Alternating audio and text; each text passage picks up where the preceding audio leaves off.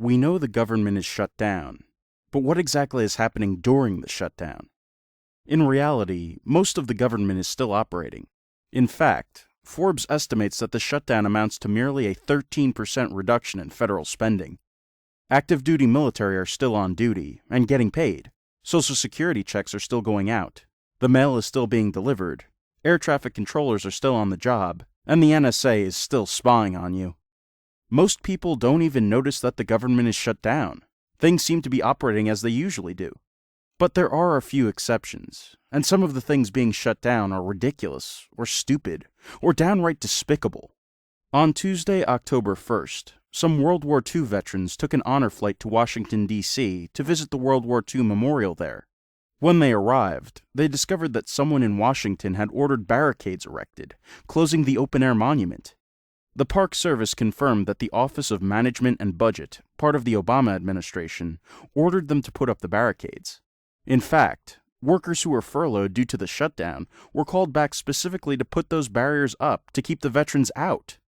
The veterans who landed on D-Day didn't let that stop them. As one replied, the beaches of Normandy were closed when they arrived there as well. But though things ended well for this group of veterans, Vietnam veterans were thrown out of their memorial as well on Friday, October 4th. They had moved the barricades and entered the walk to the memorial, only to be told to replace the barriers and leave by U.S. Park Police. The military is also being affected in other ways by the shutdown. Civilian priests are being told they'll be arrested if they celebrate Mass on military bases, even if they volunteer. So basically, the administration just furloughed God. And our military is dealing with other challenges.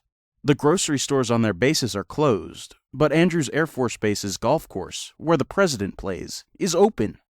It just doesn't seem right. The Republican-led House has been passing bills to keep funding various parts of the government while negotiations are taking place. But when asked about the House bill that would keep clinical trials for kids with cancer funded, Democrat Senate Majority Leader Harry Reid said, Why would we want to do that? And the stories keep coming. Here are some more of the craziest shutdowns to date. The National Park Service tried to close access to Mount Vernon, the home of George Washington. The only trouble is, the park is run entirely with private funds. Park officials are guarding the ocean. Yes, the ocean, in Florida, saying that the Florida Bay was closed because of the shutdown. We haven't figured out exactly how you close an ocean, but rangers will be out, preventing people from taking boat rides.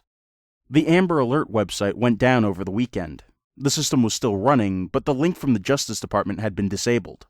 Arizona Governor Jan Brewer offered to reopen the Grand Canyon National Park using state funds, but the Obama administration said no. Armed private security has been posted at Independence Hall to keep people out. In Tennessee, kids who live in Top of the World had their safe bus route, Foothills Parkway, closed by the administration. The other routes down the mountain are not safe for buses to use. Tourists in Yellowstone were told they had 2 days to get out, and were told they couldn't even make a bathroom stop on the way out. When some bison crossed the road, stopping the bus, passengers were not even allowed to take pictures. They were told they couldn't recreate on their way out of the park. People are being evicted in Lake Mead, Nevada, because their houses sit on federal land. So the administration is tossing people out of their own homes. If you want to see Mount Rushmore from the scenic overlook on the way, you can't pull over. The National Park Service has closed the places where you park to take pictures. In Pennsylvania, a man was fined $100 just for jogging through a national park. The National Institute of Health has stopped dog therapy programs to sick children. And the families of 5 servicemen recently killed in Afghanistan were told they won't be receiving the death benefits to which they are entitled. So, for the record, most of the government is not shut down. But look at all the things President Obama is shutting down. Some of them cost more to shut down than they do to operate. So where is that money coming from? As one park official admitted, we've been told to make life as difficult for people as we can. It's disgusting.